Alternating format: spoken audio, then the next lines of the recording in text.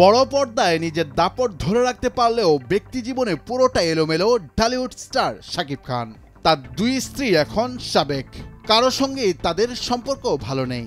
ওদিকে বেশ জোরে সোরেই শোনা যাচ্ছে নায়কের তৃতীয় বিয়ের জন্য পাত্রী খুঁজছে তার পরিবার। শাকিব কেন্দ্রিক দ্বন্দ্বে এখনো অপু বিশ্বাস এবং শবনম বুবলির মধ্যে লড়াই চলমান রয়েছে।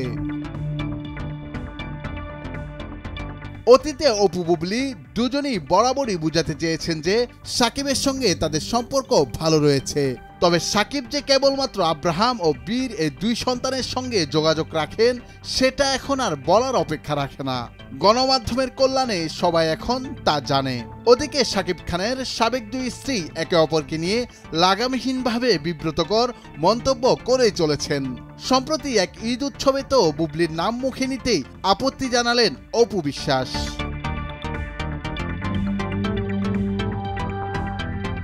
বুবলির সঙ্গে সম্প্রতি কোনো অনুষ্ঠানে তার দেখা হয়েছিল কিনা জবাবে অপু বলেন, আমি ওই নামটাই বলতে চাই না। তার নাম মুখে এনে ঈদের সুন্দর মুহূর্তকে একদমই অসুন্দর করতে চাই না।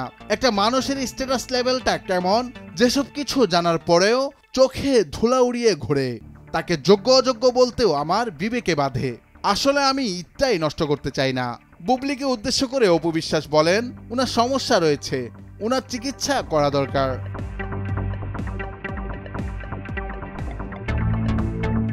অপু আরো বলেন, উনি গেমে অংশ নিতে গিয়ে ফেইলোর খেলোয়াড় হয়ে গেছেন। উনি আসলে বোঝেন না কি বলা উচিত আর কি বলা উচিত না। বুবলিকে উদ্দেশ্য করে অপু আরো বলেন, তাকে আমি পচা আলু বলেছি, তাকে এড়িয়ে গেছি। অযোগ্য মানুষকে যৌক্তিকতা দেয়া মানে নিজের যোগ্যতাকে প্রশ্নবিদ্ধ করা। বুবলিকে সিনেমায় কাস্ট করার পর থেকেই অপু ও শাকিবের দ্বন্দ্বের সূত্রপাত। সেই সময়টাতে সিনেমায় অভিনয় করতে গিয়ে শাকিব বুবলির প্রেমের গুঞ্জন বেশ চাউর হয়। তখন নাকি অপু বিশ্বাস মোবাইলে ফোন করে বুবলিকে বেশ গালমন্দ করেছিলেন, আর সে কথা অবশ্য বুবলি সাংবাদিকদের জানিয়েছিলেন। একটা পর্যায়ে তো দুই নায়িকার সঙ্গে শাকিবের বিচ্ছেদ হয়, যদিও বুবলির ভাষ্যমতে শাকিবের সঙ্গে এখনো তার বিচ্ছেদ হয়নি।